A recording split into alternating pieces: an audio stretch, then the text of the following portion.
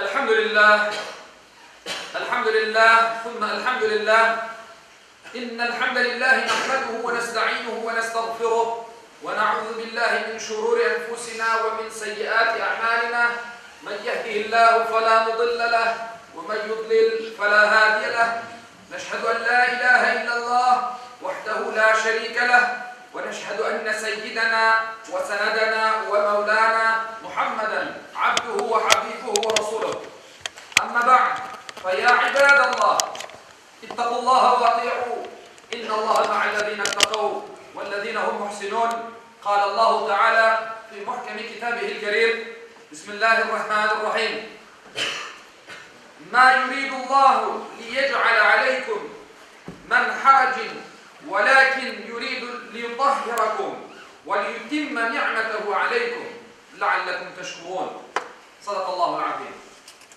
Saygılı ve hürmetli Müslümanlar, mesler üstüne mesh etmek şeriatımızda kesin bilgilerine tevatür yolundan kelgen bir ameldir. Mesh teriden yapılgan, kolaylıkla su geçirmegen ve topuk kemiklerini kapatacak uzunlukta bir çoraptır. Mesh ise bu çorapların üstünü ıslak elle sürtmektir, silmektir. Tevatür şubege yer bırakılmadan, yani hiç şubesiz, tevatür, mütevatir degenimiz, hiç şubesiz, çok böyle sağlam, sahih hadislerle bizlerge yetip gelgen haber demektir. Bu sebepten mesh üstüne mesh ettiğini kabul etmegen kişi ehl-i sünnet anlayışından, ehl-i sünnet camiasından değildir. Kutubu Sitte'de sahih olup, yani sağlam, rivayeti sağlam olup geçken bir hadiste Cerir bin Abdullah adındaki sahabe abdest alganda meslerin üstüne mesh yapkanda mesh üstüne mesh yapasın mı deyip soradılar. O da evet, men Resulullah'ın sallallahu aleyhi ve sellemin abdest algan son meslerini giyip ve gelecek sefer abdest alganda mesler üstüne mesh yapkanını öz kozlarından kordum deyip aytkan. Başka bir hadiste rivayet edilgenine göre Peygamber Efendimiz Muhammed sallallahu aleyhi ve sellem ayak yolga barıp gelgen son Mughire bin Şube adındaki sahabe Peygamberimizin abdest alması için mübarek kollarına su döktü.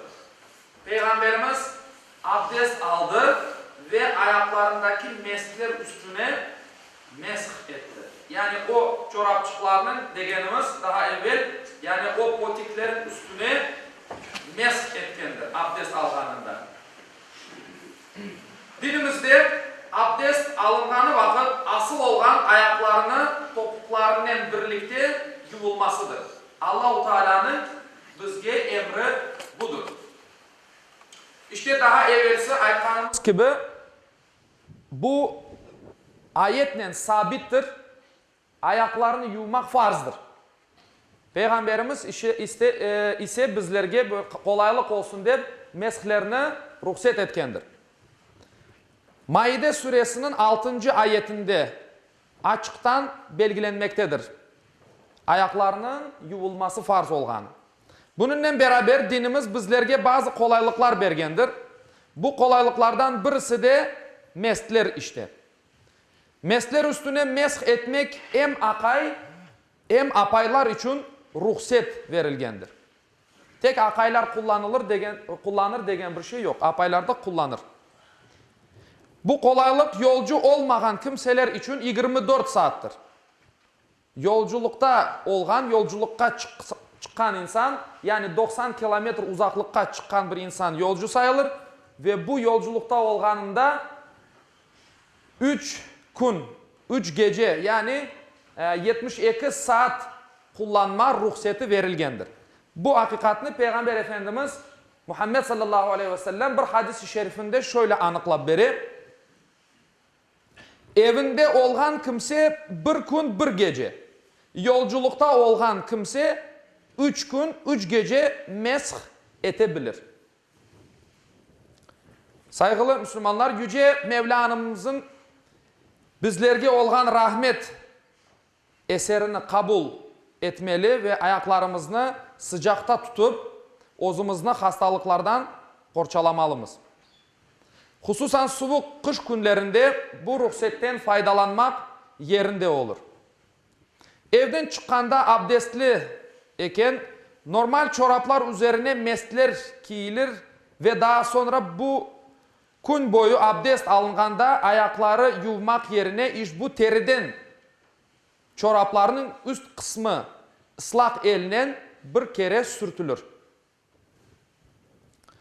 Bir keresinde işte bu meshlerle bağlı sualler soragandırlar. Ya ne için bizler meshni daha doğrusu meshlerinin üstünü sürtüp yapamız. Tıbını sürtseydik de bulaşkan yani kirlengen tarafı tıbı olar. İşte Hazreti Ali'nin radıyallahu anh'ın aytkan cevabı her şey bu dünyada dinimizde bizim logikamızga ve mantığımızga göre değildir. Peygamberimiz bizlerge meslerinin üst kısmını ıslak elinden sürtmemizni öğretti. Bizler de bu şekilde yapamız. Mest ayakının yarısına kadar çıksa meslerinin hükmü bozulur. Aynı şekilde meslerinin müddeti bitken vakitte meslerini çıkarıp ayaklarını tekrardan yuvmak gerektir. Çizme çeşidinden ayakkabılarga da mesh yapmak mümkün. Çizme çeşidi olgan potiklerge yani mesh etmek mümkün. Ancak bu çizmalar ya da potikler ayak topuklarını kapatkan ve abdestli ayaklar üstüne giyilgen olacak. Temiz ayaklar üstüne giyilgen olacak. Dağda, çölde çalışkan, mesela çobanlık yapanlar böyle ayakkabı üstüne mesh eter ve onlar ne namazlarını kılarlar. İşte Peygamberimizin vaktinde de olganı gibi uzun yolculukka çıkanları vakit işte cenk esnasında Müslümanlar cenk vaktinde bile namaz kılgandırlar. O zamanlarda abdest almak, şimdi bugün bizler işte abdesthanege kirgenimiz bu vakit neredeyse yuvinamız işte. Ayaklarımızı birer parmakların arasını bir talay su tokup abdest alamız. Ama o cenk vaktinde öyle kıyın vakitlarda ayak yuvmak ve işte abdest almak kıyın olar. İşte bunun ruhseti işte bunun içindir, kolaylık olsun deyip, çünkü şartlar elverişli değil. Kıymetli Müslümanlar, göremiz ki İslam dini bizlerge ibadet hususunda kolaylık getirir. Ne için? Bizler temiz olayık. Çünkü temizlik imanımızın yarısıdır de buyura Peygamber Efendimiz Muhammed sallallahu aleyhi ve sellem. Ve namazlarını kaçırmayık deyip Allah-u Teala'nın aramız devamlı olsun. Devamlı. İnsanın işte insan degen varlık nefis taşıgan bir varlıktır. Öyle şartlar olur, soğuk olur mesela. Abdest almaya istemez. İnsanın nefsi ona der ki su soğuk, sen hastalanacaksın. Abdest alma, yani neyse son namazını kılarsın. İşte bütün bu kolaylıkların bir hikmeti vardır. Bu mest giymenin işte büyük bir emniyeti ve bir hikmeti, mudristi vardır. İşte Allah'ın bağımız devamlı olsun. Abdest alganımızda kıyına almayık. Yani nefsimizge uymayık inşallah deyip bütün bunlar verilgendir bir ruhsat olarak. Allah-u Teala cümlemizge bu Allah-u Teala'nın bizge ve Peygamberinin bizge vergen bu kolaylıklarını kullangan, bunu bir nimet olup görgen, uygulagan kullarından cümlemiz ne eylesin. Bu kış vakitlarında, kış aylarında özümüzün sağlığımıza dikkat eteyik inşallah. Çünkü o sağlığımıza dikkat etmek, onu korçalamak farzdır. Allah Teala onun emirlerine ve yasaklarına kesin bir surette uymağa tırışkan kullarından cümlemizden eylesin inşallah. Ve ahiru da'vana elhamdülillahi rabbil alemin. Ela inna ahsanel kelam ve ablagan nizam kelamullahil melikil azizil allam kema kâle Allahu tebareke ve teala fil kelam ve izâ kuri'el Kur'anu fastami'û leh ve ensitû leallekum turhamun. Bismillahirrahmanirrahim. İnned dîne indallâhil islam. Sadakallahul azim.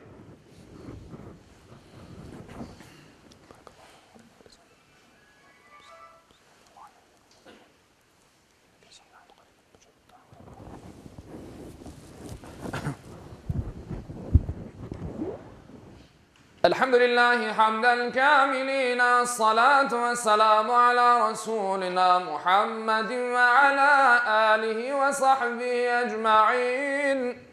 Ta'zimen li nebiyyihi ve tekrimen li fekhameti şâni şerefi safiyyih.